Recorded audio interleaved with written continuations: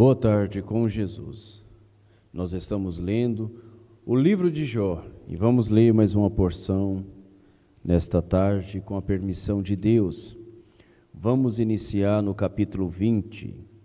Zofar descreve as calamidades que os ímpios sofrem. Então respondeu Zofar, o Naamatita, e disse: visto que os meus pensamentos me fazem responder, e eu me apresso, eu ouvi a repreensão que me envergonha, mas o espírito do meu entendimento responderá por mim. Porventura não sabes tu que desde a antiguidade, desde que o homem foi posto sobre a terra, o júbilo dos ímpios é breve, e a alegria dos hipócritas momentânea? Ainda que a sua altivez suba até o céu, e a sua cabeça chegue até as nuvens, contudo, como o seu próprio esterco perecerá para sempre, e os que o viam dirão: onde estás? Como um sonho voará e não será achado, e será afugentado como uma visão da noite. O olho que já o viu jamais o verá, nem o seu lugar o verá mais. Os seus filhos procurarão agradar aos pobres, e as suas mãos restituirão os seus bens. Os seus ossos estão cheios do vigor da sua mocidade, mas este se deitará com ele no pó. Ainda que o mal lhe seja doce na boca, e ele o esconda debaixo da sua língua, e o guarde, e não o deixe, antes o retenha no seu paladar. Contudo, a sua comida se mudará nas suas entranhas, fel de áspide será interiormente. Engoliu riquezas, porém vomitá-las do seu ventre, Deus as lançará. Veneno de áspide solverá, língua de víbora o matará. Não verá as correntes, os rios e os ribeiros de mel e manteiga. Restituirá o seu trabalho e não o engolirá, conforme ao poder de sua mudança, e não saltará de gozo. Porquanto oprimiu e desprezou os pobres, e roubou a casa que não edificou. Porquanto não sentiu sossego no seu ventre, nada salvará das coisas por ele desejadas. Nada lhe sobrejará do que coma, por isso as suas riquezas não durarão. Sendo plena a sua abartança, estará angustiado, toda a força da miséria virá sobre ele. Mesmo estando ele a encher a sua barriga, Deus mandará sobre ele o ardor da sua ira, e o fará chover sobre ele quando for comer. Ainda que fuja das armas de ferro, o arco de bronze o atravessará.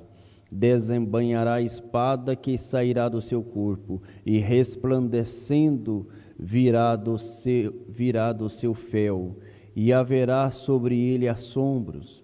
Toda a escuridão se ocultará nos seus esconderijos. Um fogo não assoprado o consumirá. Irá mal com o que fica na sua tenda. Os céus manifestarão a sua iniquidade, e a terra se levantará contra ele. As riquezas de sua casa serão transportadas. No dia da sua ira, todas se derramarão. Esta está da parte de Deus, e a porção do homem ímpio. Esta é a herança que Deus lhe decretou. Respondeu, porém, Jó, dizendo: ouvi atentamente as minhas razões, e isto vos sirva de consolação. Sofrer-me, e eu falarei, e havendo eu falado, zombai. Porventura eu me queixo de algum homem? Porém, ainda que assim fosse, por que não se angustiaria o meu espírito? Olhai para mim e pasmai, ponde a mão sobre a boca, porque quando me lembro disso me perturbo, e a minha carne é sobressaltada de horror. Por que razão vivem os ímpios?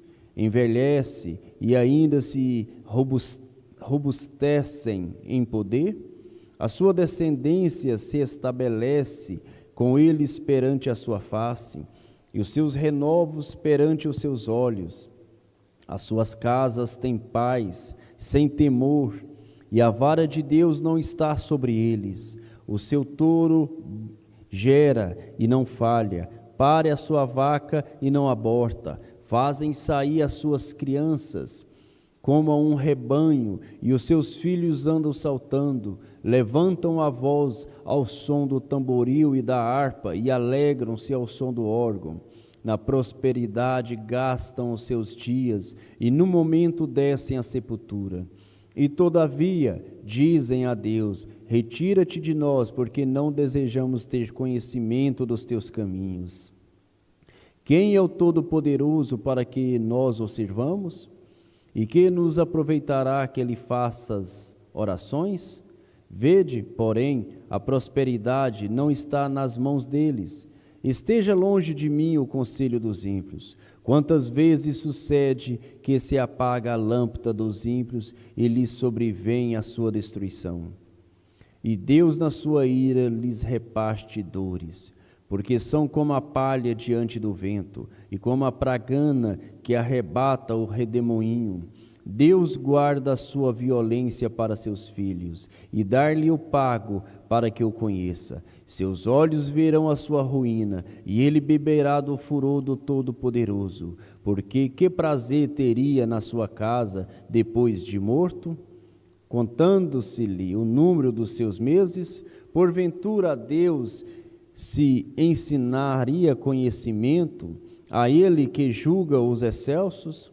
Um morre na força da sua plenitude, estando inteiramente sossegado e tranquilo, com seus baldes cheios de leite e a medula dos seus ossos umedecidas. E outro, ao contrário, morre na amargura do seu coração, não havendo provado do bem. Juntamente fazem no pó, e os vermes os cobrem.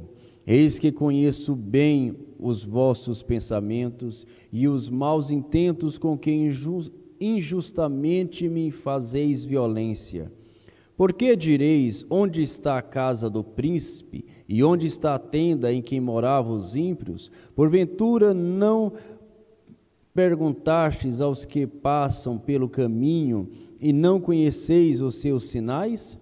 Que o mal é preservado para o dia da destruição e arrebatado no dia do furor? Quem acusará diante dele o seu caminho, e quem lhe dará o pago do que faz? Finalmente é levado à sepultura, e vigiam-lhe o túmulo. Os torrões do vale lhe são doces, e o seguirão todos os homens, e diante dele foram inumeráveis. Como, pois, me consolais com vaidade? Pois nas vossas respostas ainda resta a transgressão. Então respondeu Elifaz o temanita, dizendo: porventura será o homem de algum proveito a Deus? Antes a si mesmo o prudente será proveitoso.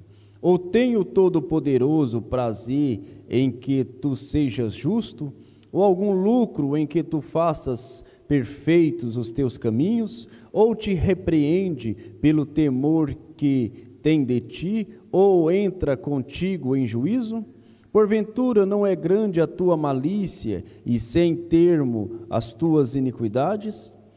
Porque sem causa penhoraste a teus irmãos e aos nus despojaste as vestes. Não deste ao cansado água a beber, e ao faminto retiveste o pão, mas para o poderoso era a terra, e o homem tido em respeito habitava nela.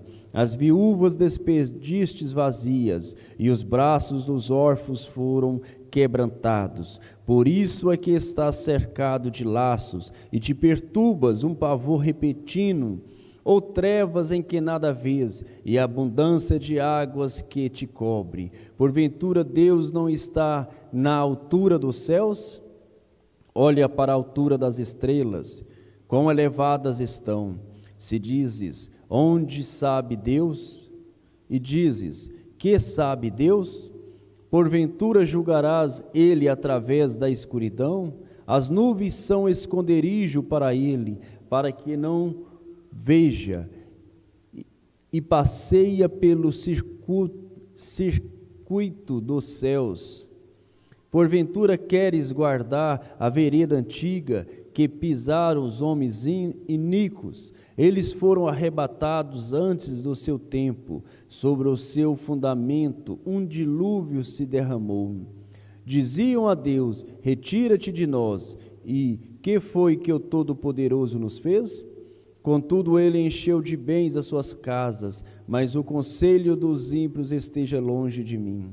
Os justos o veem e se alegram, e o inocente escarnece deles. Porquanto o nosso adversário não foi destruído, mas o fogo consumiu o que restou deles. Apega-te, pois, a ele, e tem paz, e assim te sobrevirá o bem. Aceita, peço-te, a lei da sua boca, e põe as suas palavras no teu coração. Se te voltares ao Todo-Poderoso, serás edificado, se afastares a iniquidade da tua tenda, e deitares no teu tesouro no pó, e o ouro de Orfi nas pedras dos ribeiros. Então o Todo-Poderoso será o teu tesouro, e a tua prata acumulada. Por que então te deleitarás no Todo-Poderoso, e levantarás o teu rosto para Deus? Orarás a Ele, e Ele te ouvirás, e pagarás os teus votos. Determinarás tu algum negócio, e ser-te-á firme, e a luz brilhará em teus caminhos? Quando te abateres, então tu dirás, haja exaltação, e Deus salvará ao humilde. E haverá e livrará até ao que não é inocente, porque será libertado pela pureza de tuas mãos. Senhor Deus, muito obrigado por esta leitura, ó Pai. Que o Senhor continue abençoando, vivificando a Tua palavra, dando-nos saúde no corpo, na alma e no espírito, no nome de Jesus Cristo. Amém.